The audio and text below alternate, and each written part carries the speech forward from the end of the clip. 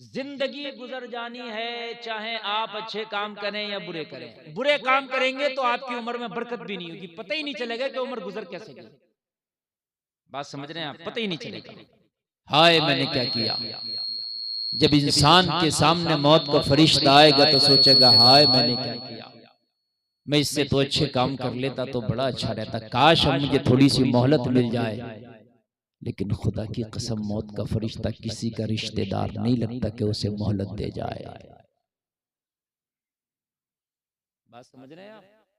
बहुत से लोग कहते हैं कि फलानी जगह मैयत हुई यार, वो मर गया, फिर दोबारा से उसका कफन पहना दिया और साहब उसका जनाजा भी पढ़ दिया, वो तो फिर जिंदा हो गया। ये ऐसा कभी नहीं हो सकता। मर गया तो मर गया, दोबारा जिंदा नहीं हो सकता। बात समझ रहे हैं आप? हाँ, नहीं आ सकता वो। सकते का मर्ज हो सकता है, उसकी सांस रुक गई वो अलग बात है, धड़कन रुक गई कुछ अलग बात है, लेकिन भाई मर गया तो फिर वापस नहीं आएगा। हमारे यहाँ ये कोई तसव्वुर नहीं, किसी के यहाँ 7 जन्म का तसव्वुर है। अल्लाह ने एक ही दिया, एक ही बस। इसके बाद जब आप मिलोगे तो मैदान महशर होगा। जब आप मिलोगे तो ये दुनिया का निजाम ही नहीं होगा, वो निजाम आखिरत में आप कदम रख चुके हो। और आपने क्या जमा किया है वो रजिस्टर आपके हाथों में दे दिया जाएगा। आपने क्या किया है क्या नहीं किया है वो सारा रजिस्टर आपके हाथों में होगा। और उसमें आपने जो जो किया होगा सब नोट होगा। किसी की ईख में से चुरा के गन्ना तोड़ा है वो भी लिखा होगा। किसी की मिर्ची तोड़ी है वो भी लिखा होगा। किसी का नुकसान किया है वो भी लिखा होगा। बहुत से लोग फ्री का नुकसान कर देते हैं, उनको भी फायदा नहीं है मगर फिर भी नुकसान कर देते हैं। ऐसा भी होता है, उनका फायदा भी नहीं है मगर फिर भी नुकसान कर देते हैं। ऐसे भी है, वो भी लिखा होगा। समझ रहे हैं? वो भी लिखा होगा। ये जो जानवरों को सताते हैं, समझ रहे हैं आपने, किसी ने कुत्ते के बच्चे को मार दिया, किसी ने मेंढक को मार दिया, ये भी लिखा होगा। जानवरों को आपने पाला, उनकी हैसियत से बढ़ के उन पर बोझ डाला, वो भी लिखा होगा। अब जानवरों को पालते, उनकी हैसियत से बढ़ के उनसे बोझ न डाले। आप भैंस पाल रहे हैं, उसका जो बच्चा है दूध दुहें तो इतना जरूर बाकी छोड़ दें कि उसके बच्चे के पीने के लायक रह जाए। ऐसा नहीं है कि 50 रुपए किलो दूध बिक रहा तो सभी निचोड़ने हैं आप। उस बच्चे का भी हक है, जो उसका बच्चा है भैंस का, उसके लायक भी छोड़े आप। ये सब आपकी जिम्मेदारी है। जो बिना सोचे समझे यार कुछ भी खा ले कुछ भी पी ले, वो तो जानवर होते हैं। इंसानों की तो ये पहचाने के खाने से पहले देखे कि हलाल है कि हराम है, खाने से पहले देखे कि यार खराब है कि अच्छा है, खाने से पहले देखे कि मेरा हक है कि किसी और का भी हक है। ये तो यार जानवरों का काम है, जैसा भी आए बस आए और खाए। लेकिन आज इंसान मुझे लगता है कि शायद जानवरों से भी बढ़ करके अब काम करने लग गया है। जानवर दलाली नहीं करते, जानवर कमीशन नहीं खाते। बात समझ रहे हैं आप? ये दलाली भी कर रहा है, ये कमीशन का भी खा रहा है। समझ रहे हैं आप? ये बच्चों बात नहीं, बिल्कुल बिल्कुल खामोश। मैं आपको दीन सिखा रहा हूं।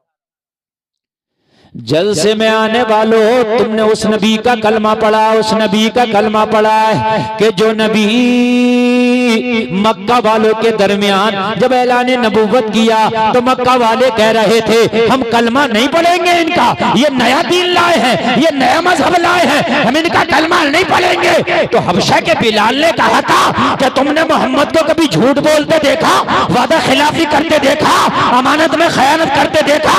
तो कहा ये अमानत में खयानत भी नहीं करते हैं, वादा खिलाफी भी नहीं करते, मगर फिर भी कलमा नहीं पढ़ेंगे। दुश्मन भी ये कह रहे थे कि ये वादा खिलाफी नहीं करते, ये अमानत में खयानत नहीं करते, ये झूठ नहीं बोलते, मगर कलमा नहीं पढ़ेंगे। वो हसद था उनका। क्या था? हसद बड़ी बुरी बीमारी है, बहुत बुरी बीमारी है, इसको मत पाल। हसद अगर सीने में आ गया तो ईमान को नहीं रुकने देगा। जिस खेत में घास हो जाती है ना तो खेती नहीं होती, मारी जाती है। जिस सीने में हसद हो जाता है ना, ईमान नहीं रुकने देता। हसद बड़ी खतरनाक बीमारी है। और एक बात बताऊं मैं आपको, सुने, हजरत उमर भी नबी के दुश्मन थे मगर कलमा पढ़ लिया। खालिद बिन वलीद भी नबी के दुश्मन थे, कलमा पढ़ लिया।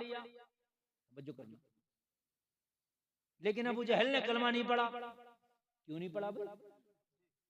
हजरत खालिद इब्न वलीद जंग ओहद में नबी की मुखालफत में आए, नबी के खिलाफ जंग लड़ी। खालिद इब्न वलीद में जंग ओहद में नबी का एक दांत शहीद हुआ। हजरत खालिद इब्न वलीद नबी के खिलाफ जंग लड़ने लेकिन कलमा पढ़ लिया। हजरत उमर तलवार लेके निकले थे कि इस्लाम का पौधा ही जड़ से उखाड़ डालूंगा, नबी के सर कलम कर दूंगा माज़अल्लाह, लेकिन कलमा पढ़ लिया। अबू जहल ने कलमा क्यों नहीं पढ़ा? वो भी उसी मक्का में रहता था, रोजाना देखता था। तवज्जो फरमाइए, और दूसरे पढ़ते रहे, ये क्यों नहीं पढ़ा? तो कान खोल के सुने, एक होता है दुश्मन, एक होता हासिद। तवज्जो करना, दुश्मन कितना भी बड़ा हो वो तुम्हारा दोस्त हो सकता है, बन सकता है, लेकिन हासिद कभी तुम्हारा नहीं हो सकता। तवज्जो फरमाइए, हासिद कभी तुम्हारा नहीं हो सकता। हजरत उमर हासिद नहीं दुश्मन थे, हजरत खालिद इब्न वलीद हासिद नहीं दुश्मन थे, इसलिए कलमा पढ़ लिया। अबू जहल दुश्मन नहीं हासिद था। क्या था? हासिद, इसलिए कलमा ना पढ़ सका। हसद बड़ी बड़ी बीमारी। आप क्या समझते हैं कि अबू जहल को पता नहीं है? अबू जहल को पता था। अबू जहल को पता था कि मोहम्मदुर रसूलुल्लाह अल्लाह के नबी हैं, ये रसूल हैं, पता था ये सच्चे भी हैं, ये पता था, लेकिन फिर भी कलमा नहीं पढ़ा। क्यों? इसलिए कि हसद था। ओ मास वालो, इधर देखो, इधर क्या देख रहे हो? इधर देखो। नहीं, मास्क लगाए रहो, चाहे कोई बात नहीं है, कभी कोरोना आ जाए दोबारा से, लेकिन आप हमारी तरफ मास्क की इजाजत है। हसद बहुत बुरी बीमारी है, हासिद कभी तुम्हारा नहीं हो सकता। दुश्मन अगर मर्डर भी हो जाए ना और दुश्मनी है तो एक ना एक दिन दोस्त हो जाए। और ये हमने भी अपनी इतनी सी जिंदगी में आजमा लिया। हमारे बहुत बड़े हमने देखे जो दुश्मन थे वो दोस्त बन गए, लेकिन हासिद अभी जली रहा है, अभी जली रहा है। तो इसलिए अगर कोई हासिद है तो समझ लेना ये तुम्हारा कभी नहीं हो सकता। बस उसकी सजा यही काफी है कि वो जल रहा है, भुन रहा है, तप रहा है, यही उसके लिए काफी। हासिद कभी तुम्हारा नहीं होगा। वरना अबू जहल सब जानता था, अबू लहब सब जानता था, ये नबी हैं, ये आखिरी पैगंबर हैं, सब पता था, लेकिन उसके बावजूद भी कलमा नहीं पढ़ा। अब ये है, सुने अबू जहल का हाल तो ये था, एक दिन नबी के घर के पास से गुजरा तो क्या देखा कि नबी अपने घर में कुरान की तिलावत कर रहे हैं। मेरे मुस्तफा अपने घर में कुरान की तिलावत कर रहे हैं। अब अगर कोई अच्छे आवाज का मालिक कुरान पढ़े तो उसका कुरान सुनने में बहुत अच्छा लगता है। आमिना का लाल कुरान पढ़े तो कितना अच्छा लगेगा। जरा बोलो ना सुभान अल्लाह यार। अबू जहल ने जब आवाज आई उसके कान में, नबी रात में कुरान पढ़ने तो दिन में तो कुरान की मुखालफत करता था, लेकिन नबी की जबान से जब कुरान सुना ना तो इसके कान में अच्छा लगा। अच्छा लगा, अच्छा तो अच्छा ही होता है। अब वो हसद की बुनियाद पे ठुकरा रहा तो अलग बात है, लेकिन कान तो कह रहा है कि अच्छा है।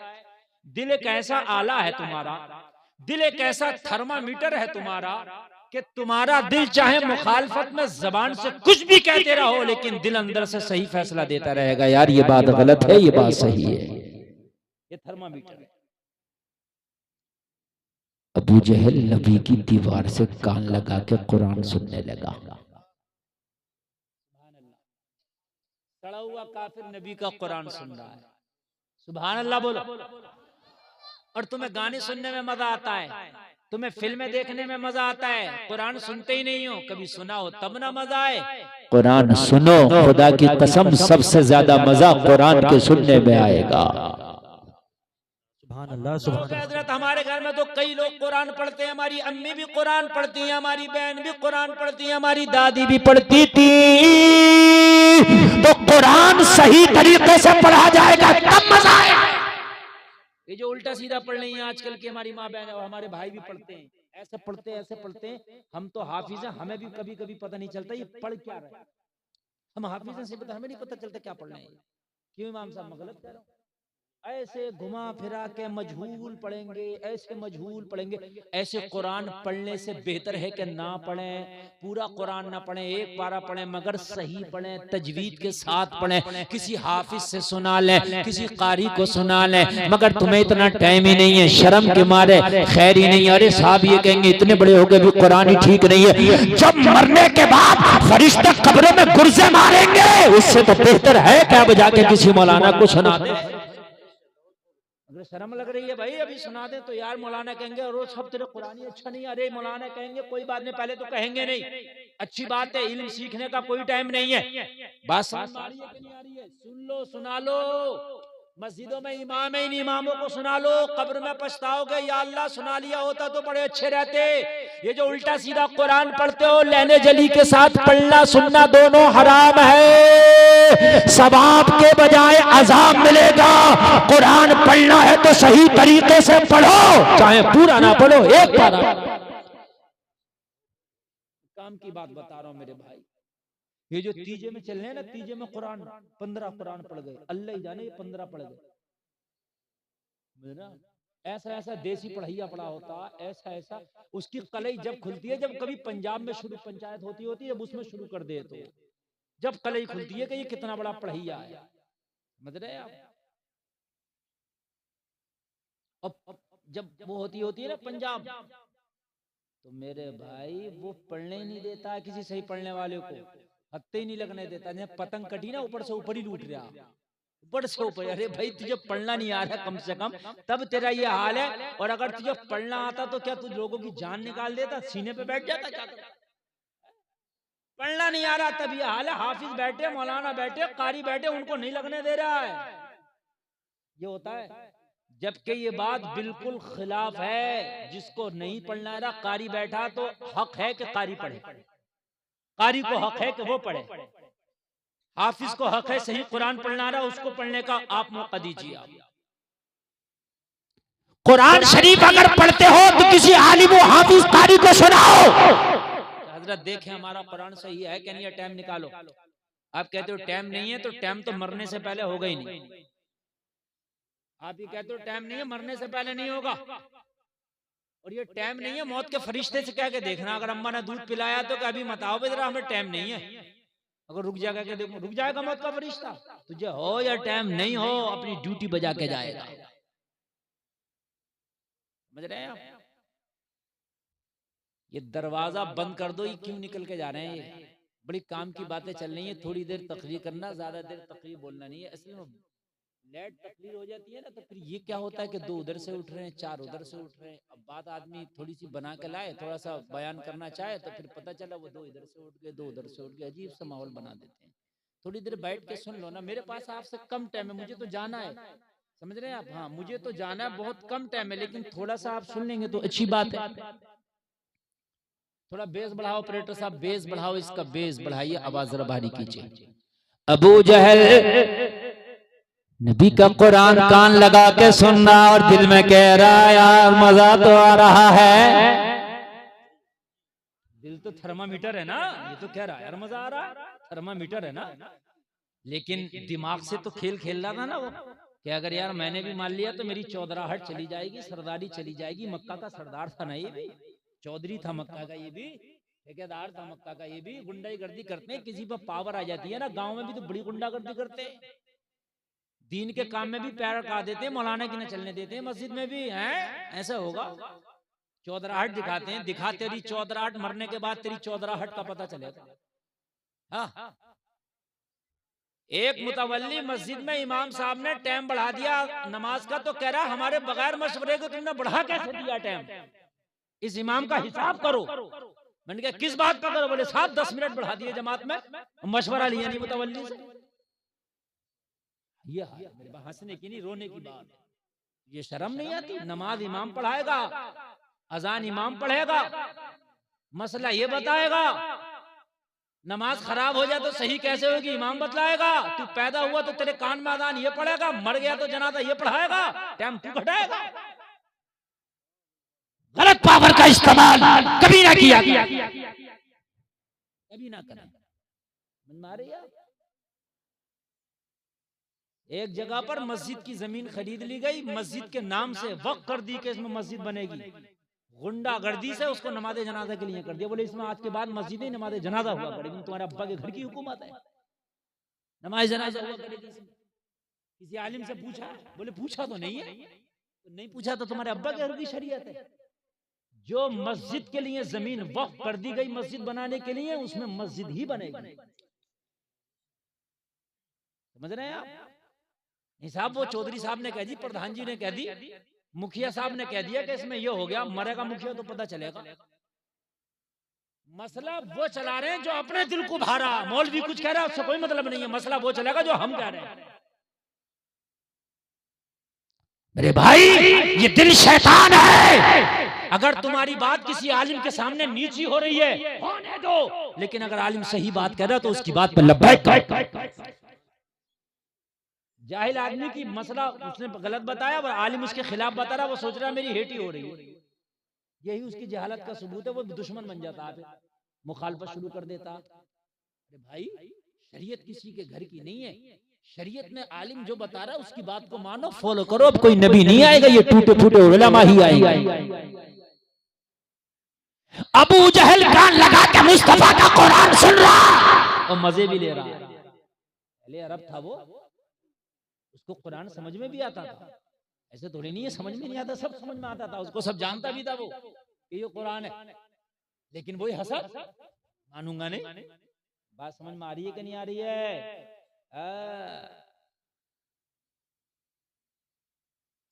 यही जो अभी मैं मैटर बता रहा हूं ना मस्जिद वाला, मैंने बताया कि मस्जिद की जगह मस्जिद ही रहेगी। कब्रिस्तान के आप चाह रहे हैं कि ये इसको हम बना लें, वो नमाज़े जनाजा की नहीं हो सकती जगह।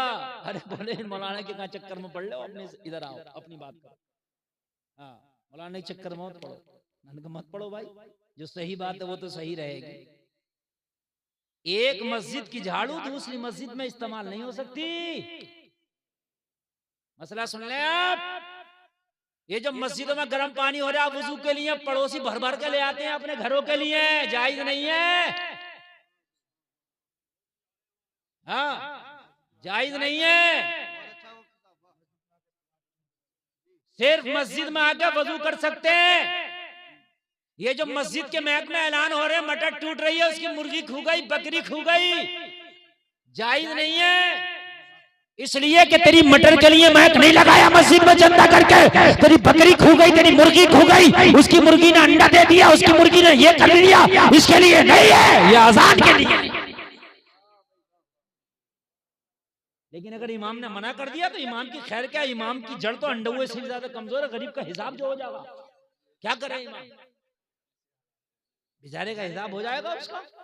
हाँ मेरे भाई, ये हंसने की नहीं, बातें समझने की हैं। निजामे मैं कदा कुछ इस तरह बिगड़ा है साकी, उन्हीं को जाम मिलता है जिन्हें पीना नहीं आता। कान खोल करके सुने मेरे भाई, हिसाब बड़ा सख्त है। मस्जिद में मोबाइल भी चार्ज नहीं कर सकते, ये भी जायज नहीं है। मस्जिद में जो नमाज हो गई और दो चार लोग सफों पे लंबे लंबे लेट गए, पंखे चलने, गर्मियों में हवा खा रहे हैं, सो गए, जोहर से असर तक सोते ही रहे, ये उनके लिए जायज नहीं है। इसलिए कि मस्जिद में ये जो पंखा चल रहा है, इसका जो बिल चल रहा, ये मस्जिद के ऊपर चल रहा, हवा तू खा रहा। और बड़ी मूछा को ताव दे के कहते हैं मैं तो अल्हम्दुलिल्लाह 5 वक्ता नमाजी हूं, मैं तो मस्जिद में रहूं, मैं तो रहते ही मस्जिद में हूं। और मस्जिद में रहते हुए इसका हिसाब दे दोगे? बात समझ रहे हैं आप? क्या हुआ? अरे इसे तो अंडरग्राउंड ही रहने दो, इतने चैनल चल रहे हैं, कुछ चेक इन हो जाएगी। हाँ ना, बात तो सही है, लेकिन ये अलग ही पूछ लियो इन चैनलों से। वो चैनलों वाले ये नहीं मानते, इनका चैनल चले चाहे कोई जेल में चला जाए, ये नहीं मानेंगे भाई। मुझे इनसे कोई उम्मीद नहीं है। हाँ, इनका चैनल चले चाहे तुम जेल में चले जाओ, इससे मतलब नहीं है। इसलिए भाई बड़ी एहतियात से बोलना पड़ता है। तवज्जो फरमाए, तवज्जो फरमाया। मैं ये जो अहम मसाइल है मैं आपको बता रहा हूँ। एक मैक अलग रख लो गांव में चंदा करके, उससे कराओ ऐलान। ये जो मस्जिदों में पड़े, मस्जिदों का इस्तेमाल कर रहे हैं, हर चीज जायज नहीं है। कान खोल करके सुन लें आप। जब एक मस्जिद की झाड़ू दूसरी मस्जिद में इस्तेमाल नहीं हो सकती, तो फिर तुम कौन होते हो कि तुम मस्जिद की कोई भी चीज इस्तेमाल करो?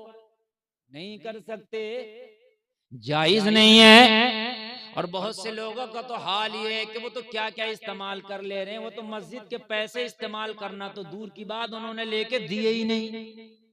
मस्जिद का ही खा गए, मदरसे का ही खा गए, कब्रिस्तानों की जमीनें तंग कर ली, काट ली। 20 बीघे के कब्रिस्तान थे, मौके पे 15 ही बीघे। वो काट के मर गया, मर के दफन भी कब्रिस्तान में जिसे काट के गया था। ये भी हाल मरना है मेरे भाई, बड़े सख्त मसले हैं। अल्लाह के लिए खुदारा अपनी जिंदगी का बिल्कुल मामला साफ करके जाओ। तवज्जो करो, मैं आपको तारीख के आईने में बता रहा हूँ। लोगों, तुमने कलमा उसी नबी का पढ़ा जिस नबी का कलमा हजरत उमर इब्ने खत्ताब ने पढ़ा। जरा कह दो सुभान अल्लाह। कलमा भी वही था उमर का, कुरान भी वही था उमर का, नबी भी वही था उमर का, खुदा भी वही था। जिस खुदा को तुम मानते हो उसी को उमर मानते हैं, जिस नबी को तुम मानते हो उसी को उमर मानते हैं, जो कुरान तुम पढ़ते हो उसी को उमर पढ़ते हैं। मगर अमल तुम्हारा क्या है, उमर का क्या है? कान खोल के सुन। हजरत उमर खलीफतुल मुस्लिमीन है। आधी दुनिया पे हजरत उमर की हुकूमत का सिक्का चलता है। लोगों, एक रात में हजरत उमर चराग जलाकर कुछ लिख रहे थे। खिलाफत का कुछ खर्चे का जो काम था वो लिख रहे थे। लोग हिसाब किताब का रजिस्टर मेंटेन कर रहे थे। रात का आलम। हजरत अली हजरत उमर की बारगाह में आए, आकर के सलाम किया। हजरत उमर ने बोला, अली कैसे आना हुआ? हजरत अली ने फरमाया, उमर कुछ जाती काम था, कुछ अपने पर्सनल काम से आया था। हजरत उमर ने इतना सुना, चराग बुझा दिया। सुभान अल्लाह। क्या किया, क्या किया, क्या किया?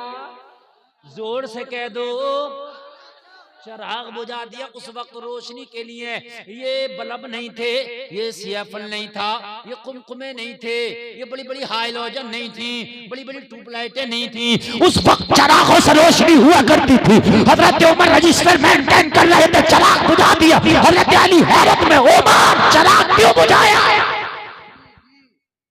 जब मेहमान तुम्हारे घर में आता तो आप तो रोशनी करते हैं, रोशनी बुझाते नहीं है। बोलो है क्या नहीं है? रोशनी जलाई जाती है, हैं? आज ये जलसा हुआ, कितनी रोशनी है। ओ मेरे भाई, हजरत उमर ने चराग बुझाया। हजरत उमर ने फरमाया, अली अभी रुके। हजरत उमर ने एक बराबर में चराग रखा था, फिर उसको जला दिया। क्या कर दिया? दूसरा जला दिया। हजरत अली ने फरमाया, उमर अगर बुझाना था तो जलाया क्यों, जलाना था तो बुझाया क्यों? अरे जब बुझाना था तो जला क्यों दिया, और जब जलाना ही था तो बुझा क्यों दिया? तवज्जो करें, आगे से लेकर पीछे तक पूरा मजमा। और मेरी माँ बहनें भी तवज्जो करें, अब इधर उधर जहन ना भटकाएं, एक एक जुमला लेके जाए। अगर तकरीर दिल पे लेके सुन ली तो खुदा की कसम जिंदगी बदल जाएगी। सुनो, हजरत उमर ने फरमाया, अली ये सरकारी रजिस्टर है जो मैं मेंटेन कर रहा था। जो चराग पहले जल रहा था वो सरकारी खजाने के तेल पर जल रहा था। आप आए थे पर्सनल काम से, उमर पर्सनल कामों के लिए खजाने का माल इस्तेमाल नहीं करता। ये मैंने जब तक आपसे पर्सनल काम होता रहेगा, पर्सनल बात मेरी आपकी होती रहेगी, जब तक ये मेरा पर्सनल चराग है ये जलता रहेगा। बेशक, सुभान अल्लाह, सुभान अल्लाह। मेरा पर्सनल चराग है ये, बराबर में जो रखा ये जलता रहेगा। और जब आप चले जाएंगे तब इसको बुझाऊंगा और फिर मैं सरकारी काम करूंगा और सरकारी चराग जलाऊंगा। समझ में आ रही है? ये है हजरत उमर का तकवा, है ना। एक हम भी हैं, अगर प्रधान जी ईंटा रख दें दरवाजे पर के खड़ंजा पड़ेगा इस महल्ले में, और 10 दिन खड़ंजा ना पड़े तो ईंटे आधे ही हो जाते हैं। किसी ने 10 भैंसों के नीचे बिछा लिए, किसी ने 5 अपनी नर की चौतरी पे लाकर डाल लिए, तो किसी ने सोचा कि यार मेरा कोई काम तो नहीं है मगर सब लेके जा रहे हैं तो 2-4 मैं भी ले जाऊं। भाई सबका हक था, तेरा हक नहीं है, समझिए। सबका हक था, उस पर तेरा हक जोर से बोले नहीं है। अगर आप लुक़्मा-ए हलाल नहीं खाओगे तो काबे में जाकर भी दुआ करोगे, अल्लाह तेरी दुआ कबूल नहीं करेगा।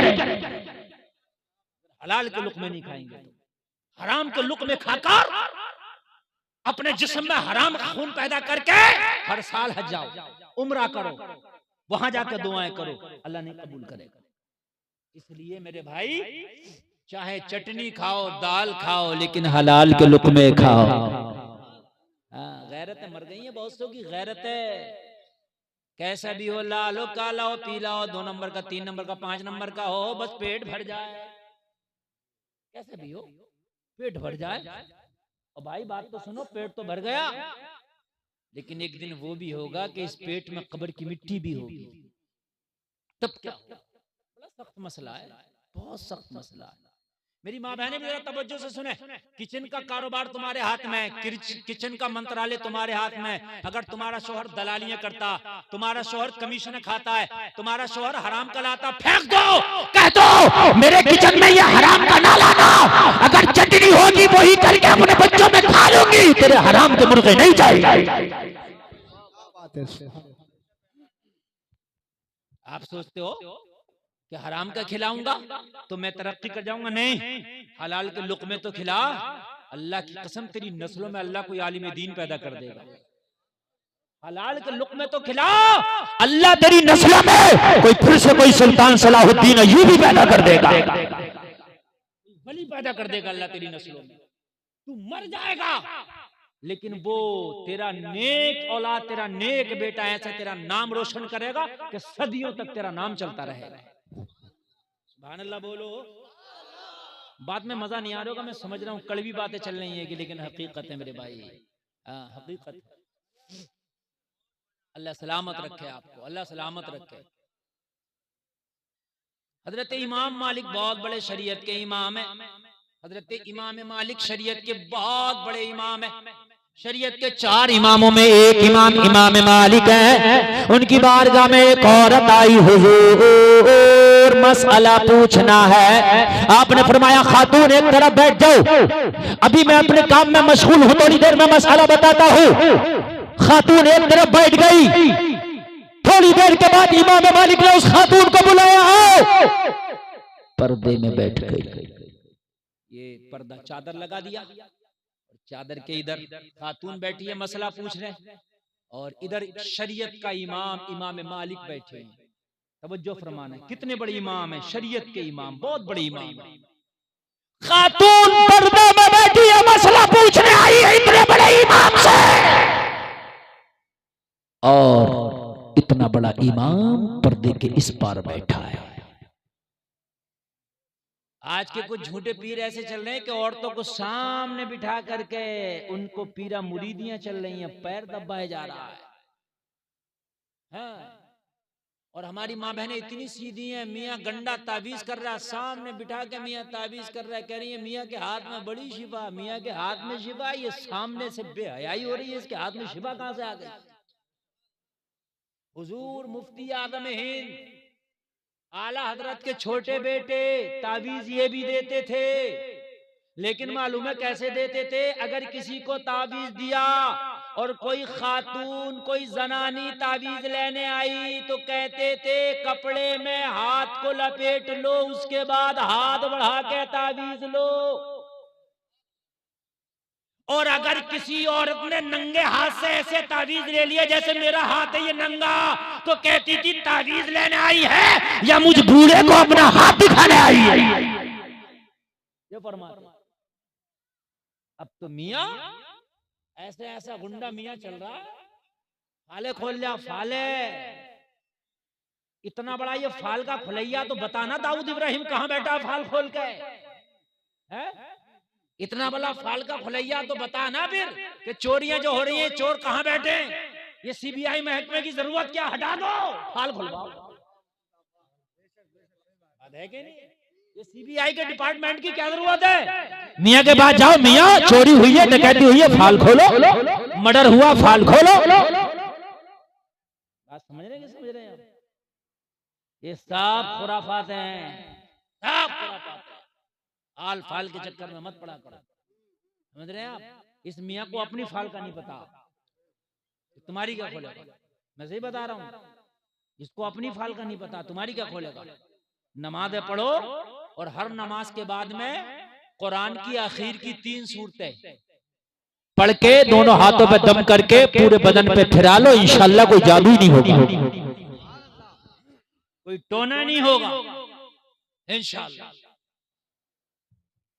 देखो इधर मिलाद शुरू हो गई, खामोश हो जाओ, अब बिल्कुल खामोश हो जाओ, तो मन्नत तकरीर थोड़ी देर तुम्हारे ऊपर भी हो सकती है। खामोश हो जाओ। इनकी भेड़ चाल है, अगर एक उठ गई तो 15 उसके पीछे जरूर उठ के जाएंगे। हाँ चलो, इनका लक है, लक चलता है इनका, बैठी हैं तो बैठी हैं, और उड़ गई तो उड़ गई। हाँ तवज्जो फरमाएं, तवज्जो।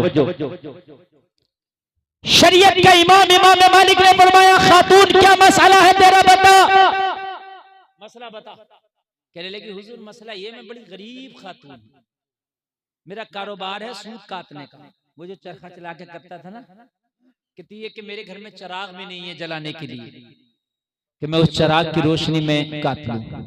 रात होती है तो मैं छत पे जाकर के चांदनी की रोशनी में चांद के अक्स जो होता है ना, उसी में मैं अपना सूत काट के कारोबार चलाती हूँ। तो वो जगना बड़ा बारीक मसला बता रहा हूँ, मैं चलाती हूँ काम। हुजूर पूछना यह है कि किसी दिन बादशाहों के जुलूस मेरी गली से गुजरते हैं, जिस दिन बादशाहों के जुलूस गुजरते हैं उनके जुलूसों में फानूस और मशाल बरदार होते, बड़ी रोशनियां होती हैं, उस दिन मेरी छत पे भी रोशनी आ जाती है। जब गली में जुलूस निकलते हैं तो छत पे भी रोशनी आ जाती है, और उस रोशनी में मेरा काम तेज हो जाता है, मैं दोगुना काट लेती हूँ, काम दोगुना हो जाता है। ये जो काम ज्यादा हो जाता है क्या मेरे लिए जायज है या नाजायज है? ये जो बादशाहों के जुलूस की जो रोशनी मेरी छत पे आती है, इस रोशनी में जो मेरा काम ज्यादा हो जाता है, ये जायज है या नाजायज है? बताइए कितनी बारीकी है, जरा गौर करें यार, कितनी बारीकी, कितनी बारीकी है।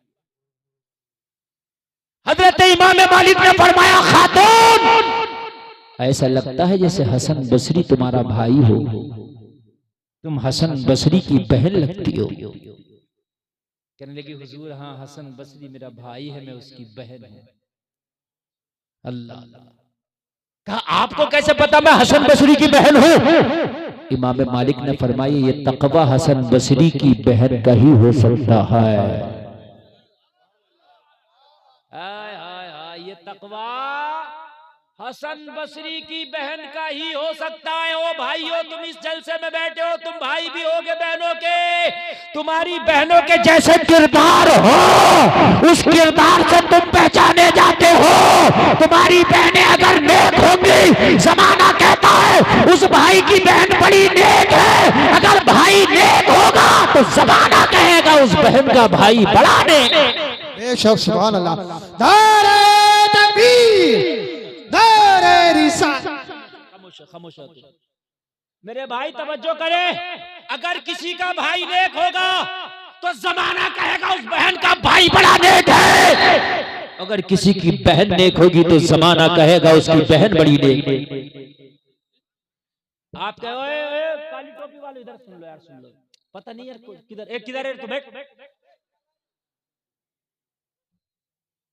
जी इमाम साहब जी फरमाए, थोड़ी देर सुन ले यार, डिस्टर्ब हो रहा है, बहुत ज्यादा डिस्टर्ब हो रहा है। थोड़ी देर खामोशी से सुन ले, उसके बाद में फिर आपने जो करना वो करते रहिएगा, ठीक है। मैं असल में रटी रटाई तकरीर अपने से होती नहीं, आपसे चिपक करके आप सुनते रहते, मैं बोलता रहता हूँ। आप जब अपना जहन हटाते हैं ना तो आपसे ज्यादा मेरा हट जाता है। आप क्या सोचते हैं ये जो बेपर्दा घूम रही हैं इनकी इज्जतें हो रही हैं? नहीं, ये जो नाच रही हैं कूद रही हैं इनकी इज्जत हो रही है। जमाना चाहे तेरे सामने कुछ भी कह दे, पीछे यही कहेगा इतनी बड़ी बेहया। अगर अगर किसी के घर का माहौल खराब होना और फला कह दे कि उस गांव की लड़की हमने देखी है यार, वो उस जगह बेपर्दा ऐसे ऐसे घूम रही, तो आदमी अंदाजा लगाएगा यार उस घर की होगी, क्योंकि उस घर की लड़कियां बेपर्दा घूमती हैं। तवज्जो करना। और अगर कोई बात पर्दे की आएगी और किसी के घर के पर्दे का नाम हो, आदमी के मैं उस गांव में गया था, उस घर की खातून बड़ी बापर्दा थी, तो आदमी कहेगा हो ना हो उस घर की बात है। हसन बसरी की बहन हो ना हो, हसन बसरी की बहन हो। कहा हुजूर कैसे, मैं तो कभी आपसे मिली भी नहीं, आपने कभी मुझे देखा नहीं, मुझे किसी गैर मर्द ने नहीं देखा। कहा ये तकवा हो ना हो हसन बसरी की बहन ही। बड़ा सीना चौड़ा कर रहे हैं, बात बड़ा सीना। बहनों को कॉलेजों में पढ़ने भेज रहे हैं, कॉलेजों में जाके 26 जनवरी को पहली गाना दे दिया जाता कि इस गाने पे नाच करोगी, और घर में प्रैक्टिस कर रही है। बेहया बेशरम भाई भी खुश है, माँ बेगैरत भी खुश है, बेगैरत बाप भी खुश है। हमारी बेटी प्रैक्टिस कर रही है, तो उसे मरा नहीं जाता। थूकते उन डिग्रियों पे जो इज्जत के बदले आती है। डिग्री लाओ लेकिन इज्जत के बदले ना लाओ यार, मेहनत के बदले लाओ। कॉलेजों में बच्चियां नाच रही हैं, डांस कर रही हैं,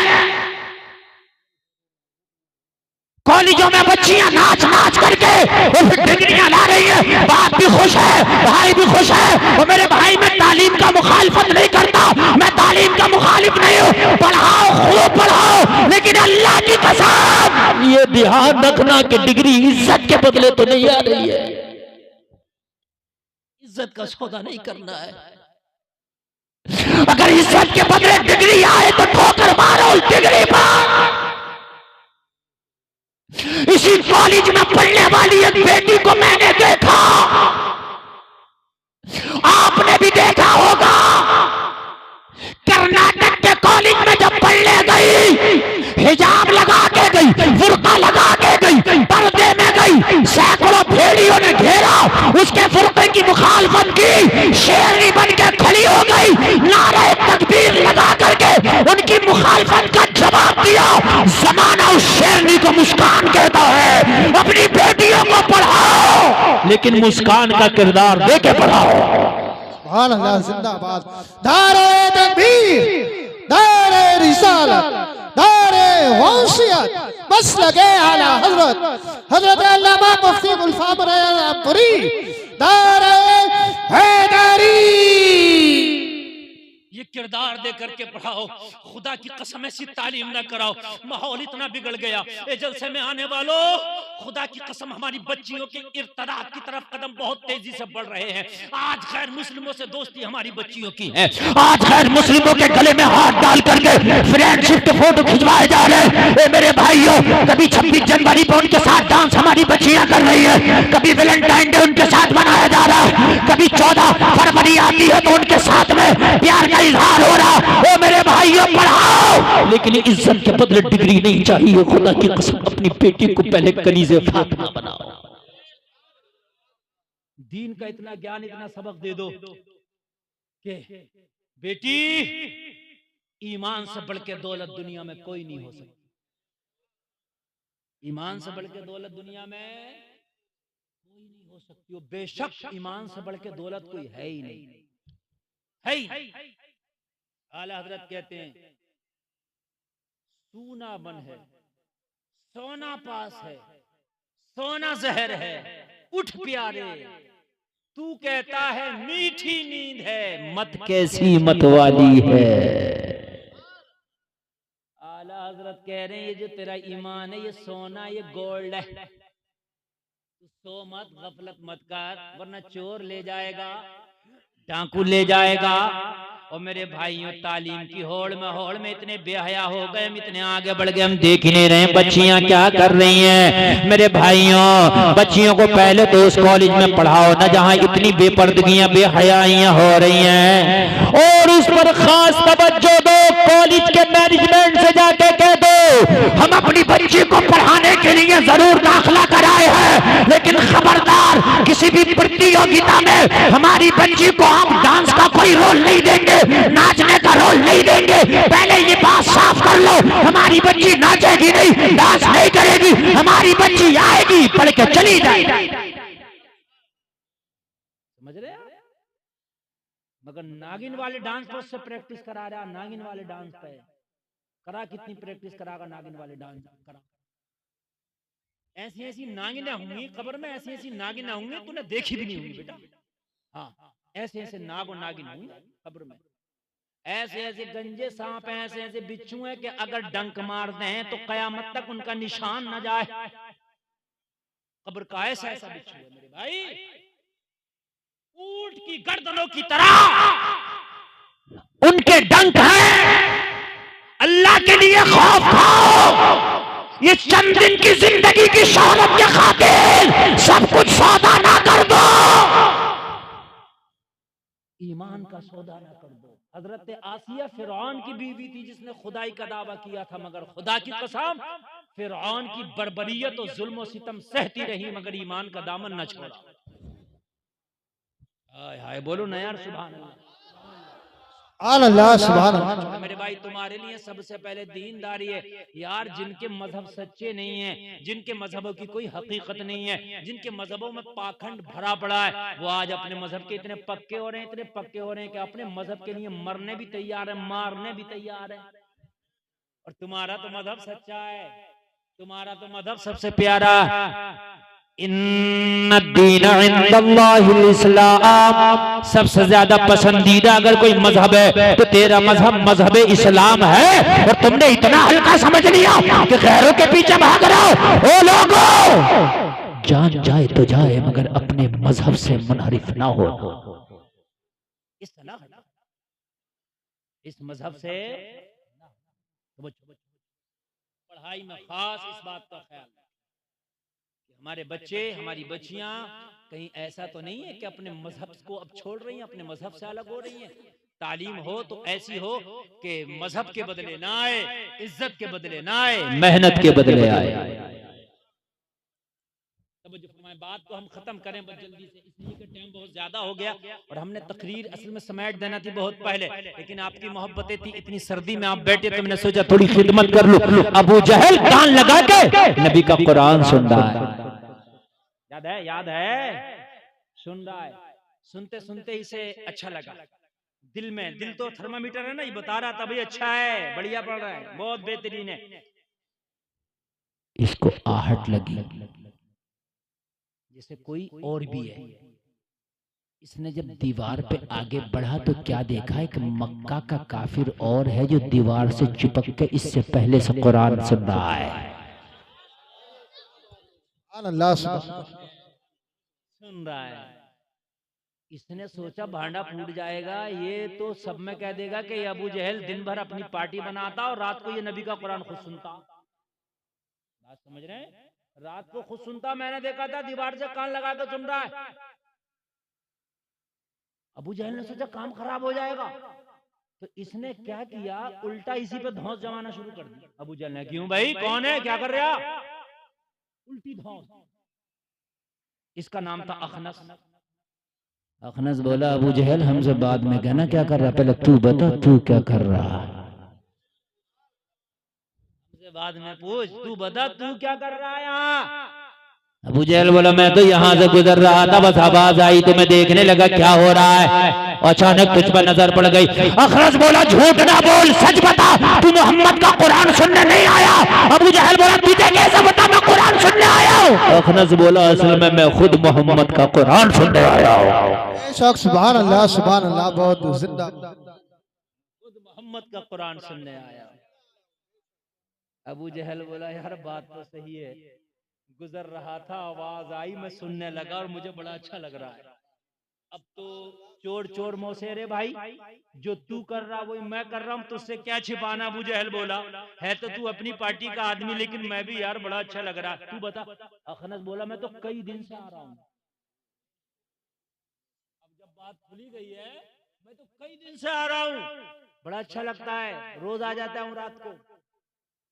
अबू जहल बोला, सुन अब नहीं आना, अगर पता चल गया तो क्या होगा, और मेरा भी किसी से मत कहना, मैं तेरा किसी से नहीं कहूंगा, और अब आना मत। अखनस बोला, अपनी कहो, तू तो नहीं आएगा, बोला मैं भी नहीं आऊंगा, तू तो नहीं आएगा, बोला मैं भी नहीं आऊंगा।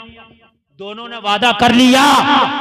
दूसरी रात आई, बिस्तर पे लेटे, करवट पे करवट, नींद ना इसे ना इसे। सुभान अल्लाह। आप क्या सोचते हैं, अगर दुश्मन भी है, अच्छी बात अगर कोई होगी तो दिल कहेगा बात अच्छी है, मगर हसद कहेगा नहीं यार मानना नहीं है, मानना नहीं है, बात तो अच्छी है मगर मानना नहीं है। अबू जहल दिल से ये जानता था, अबू लहब भी जानता था कि ये सच्चे नबी हैं, सच्चे नबी जानते, दोनों जानते थे ये, लेकिन हसद मानना नहीं है। नींद नहीं आई, बिस्तर पे करवटें बदलने, आधी रात हो गई, नींद नहीं आई। अखनस ने सोचा, यार हम तो कई दिन से जा रहे, कहां अबू जहल के चक्कर में पड़ गए, रात ये तो मुझसे मना करके गया, ये तो आएगा नहीं, क्योंकि ये खुद मुझसे मना कर रहा था। लाओ चुपके से जाऊं, थोड़ा सा जाके सुन लूं, आके सो जाऊंगा, सुकून मिल जाएगा, इसे क्या पता चलेगा मैं गया था। अबू जहल ने सोचा, यार मजा तो बहुत आ रहा था, रात अच्छा भी लग रहा था, अखनस को तो डांट ढूंढ के मैंने रात मना कर दिया, वो तो आएगा नहीं, चुपके से मैं जाकर सुन लूं तो उसे क्या पता चलेगा मैं गया था। इसी चक्कर में दोनों आ गए, वो उधर चुपका पड़ा, वो उधर चुपका पड़ा। कहते ना, कुरान सुनने में मजा नहीं आ रहा, नमाज पढ़ने में मजा नहीं आ रहा। मेरे भाइयों, नमाज पढ़ो तो, कुरान सुनो तो, मजा तो जब आएगा जब सही से नमाज याद हो, पाकी हो, वजू करना आता नहीं, खड़े हो गए, कहां से मजा आएगा नमाज में, है? नमाज याद नहीं है, नमाज पढ़ने कहां से मजा आएगा। मोटरसाइकिल चलाना नहीं आती, मजा आएगा मोटरसाइकिल पे बैठ गए तो, अस्पताल में करना होगा। मेरी बात सही है कि नहीं है? मजा तो उसे ही आएगा ना जिसको चलाना आती होगी। भाई नमाज पढ़ना आए, उसके बाद अगर तुम नमाज पढ़ो तो नमाज में मजा आएगा, और जब पढ़ना ही नहीं आ रही हो तो फिर नमाज में दिल कैसे लगेगा। नबी कुरान की तिलावत कर रहे हैं तो यार फिर कैसा लगता होगा। हाय हाय हाय, दोनों आ गए, वो इधर वो इधर। अबू जहल ने देखा, देखूं आ तो नहीं गया, देखा तो वो भी चिपका पड़ा। कहा, अखनस क्या करने आया? कहना मुझे बाद में बता, तू क्या करने आया? कहा मैं तो तुझे देखने आया हूँ कि तू आ तो नहीं गया। अखनस बोला, झूठ मत बोल, सच बता, तुझे नींद नहीं आ रही थी। अबू जहल बोला, तुझे कैसे पता? अखनस बोला, असल में मुझे खुद नींद नहीं आ रही थी, मुझे खुद नींद नहीं आ रही थी। अबू जहल बोला, यार ये बात तो ठीक है, लेकिन आज बता, सारे बुतों की कसम खा के जा, लात की कसम, हुबुल की कसम, उज्जा की कसम, अब नहीं आई, लाश करके जा रहे, अब नहीं आना,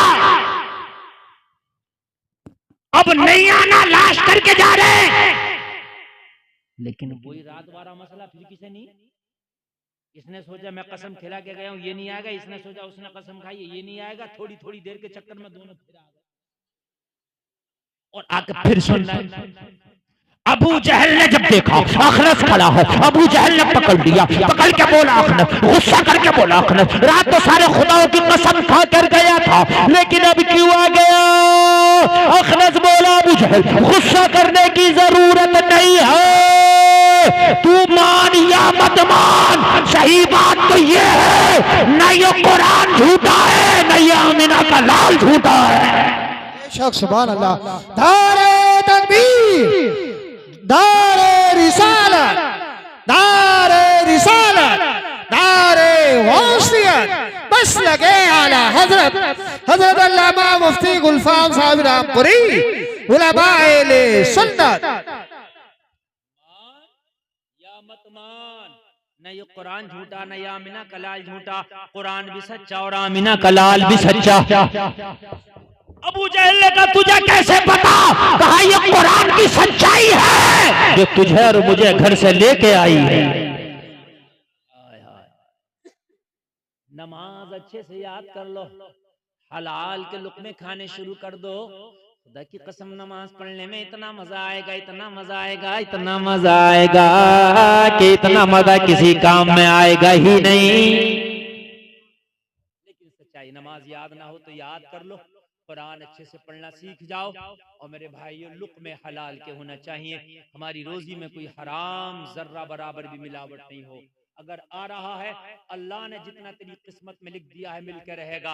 अगर हराम तरीके से कमाओगे तब भी मिलेगा, हलाल तरीके से कमाओगे तब भी मिलेगा। अल्लाह तो वो पावर वाला है लोगों, पत्थरों के अंदर जो कीड़े हैं अल्लाह उन्हें भी रोजी देता है, पत्थर नहीं रोक पाते। जो जमीनों के अंदर कीड़े हैं अल्लाह उन्हें भी रोजी देता है। जब तुम माँ के पेट के अंदर थे, अल्लाह ने तुम्हें माँ के पेट के अंदर खिलाया।